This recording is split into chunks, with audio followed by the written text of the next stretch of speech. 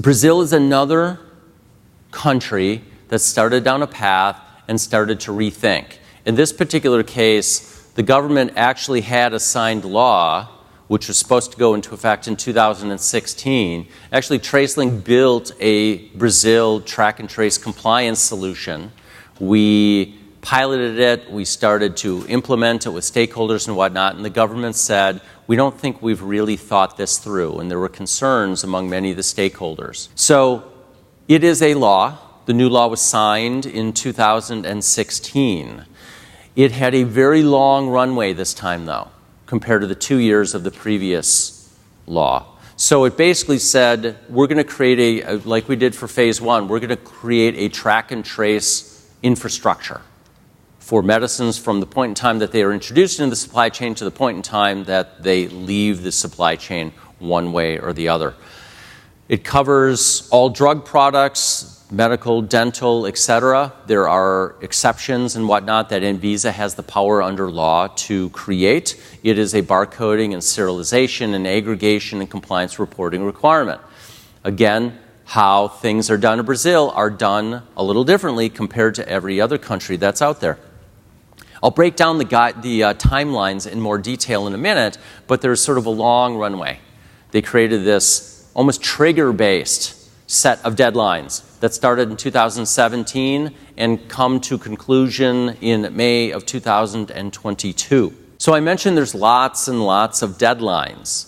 And this has been interesting, sort of keeping an eye on what has been going on. There was a regulation phase where they created some initial regulations.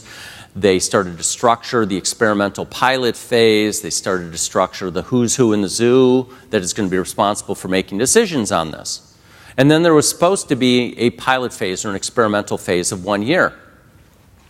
So they picked 14 participants. I'll talk about who those participants are in more detail in a minute. But then there was supposed to be a pilot system that was created, and these 14 participants across the supply chain were going to test out the basic premise of the government system. That was supposed to go on from August 2017 to August 2018.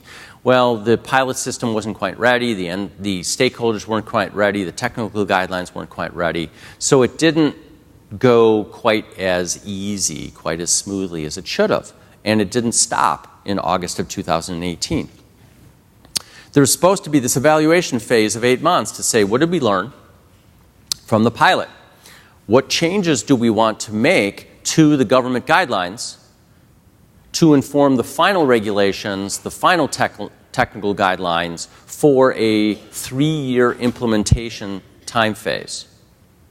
Now, the one thing I'll say about this model is I really like this model. When you think about how a government should think about implementing a track and trace requirement, we have a theory at the beginning. We have some assumptions at the beginning. We're not going to say as a government in 2016, we're smart enough to know everything we needed to know for 2022. We're going to do it in phases. We're going to leave some time to learn and to adjust. So getting to the previous comment, advice for a ministry or a government, build phases into it. You're not going to get it right the first time. I've never seen a government get it right the first time. The U.S. hasn't gotten it right the first time, and we adjust. That's why there's government guidance that comes out. So they built time in for that, for learnings. And then in May this year of 2019 was supposed to be the kickoff of the clock for the final implementation phase.